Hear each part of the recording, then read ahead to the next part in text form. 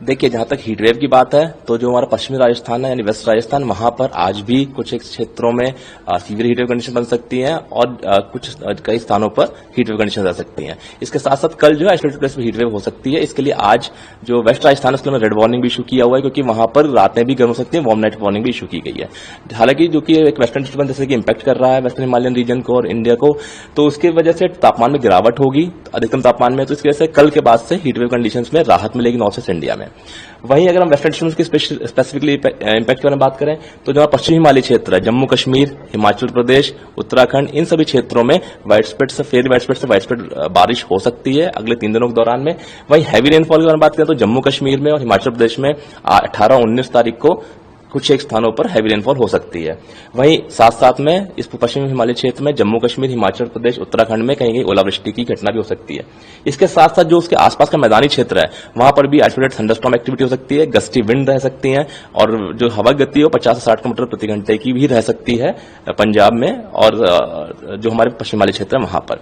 इसके अगर हम ईस्ट इंडिया की बात करें तो जो हमारा गेटिक वेस्ट बंगाल है यानी पश्चिमी बंगाल है, वहां पर सब हिमालय वेस्ट बंगाल में, उड़ीसा में,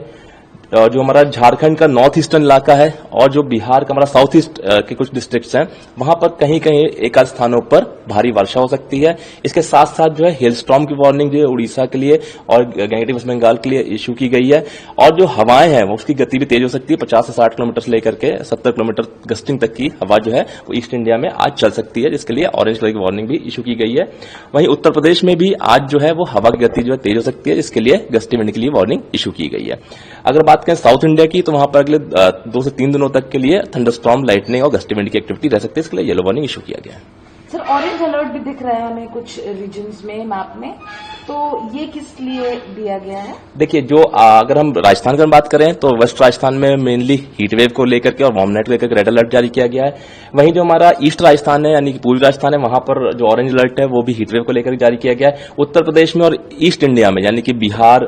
गेटिक वेस्ट बंगाल, सब वेस्ट बंगाल में यहाँ पर हवा की गति जो है गस्टी विंड जो 50 से 60 किलोमीटर से 70 किलोमीटर तक रह सकती है, इसके लिए जारी किया गया है। और इसके साथ साथ इन क्षेत्रों में ओलावृष्टि भी पूर्वी जो हमारे भारत के इलाके हैं वहां पर हो सकती है, इसके लिए ऑरेंज वार्निंग इशू की गई है। और दिल्ली एनसीआर के लिए अगर सर स्पेसिफिकली हम दिल्ली एनसीआर की बात करें तो क्या तापमान रहने वाला है, वेदर टेम्परेचर्स कैसे रहने वाले हैं, पूरा क्या बारिश की उम्मीद है दिल्ली एनसीआर में आगे आने वाले दिनों में डब्ल्यूडी के कारण? देखिए, जैसे कि डब्ल्यूडी अप्रोच कर रहा है तो जो तापमान है दिल्ली का अधिकतम तापमान है जो कल 40 से 41 डिग्री सेंटीग्रेड के बीच में अधिकतम तापमान रिकॉर्ड किया गया, तो उसमें आज गिरावट की संभावना है और टेम्परेचर जो 38 से 40 डिग्री तक आज होने की संभावना है। इसके साथ साथ जो है क्योंकि डब्ल्यूडी अप्रोच कर रहा है तो आज रात में या कल जो है थोड़ा ठंडी डेवलपमेंट भी हो सकता है और जब थंडरस्टॉर्म एक्टिविटी होगी तो उस समय 40 से 50 किलोमीटर प्रति घंटे के रफ्तार से हवाएं भी चल सकती है।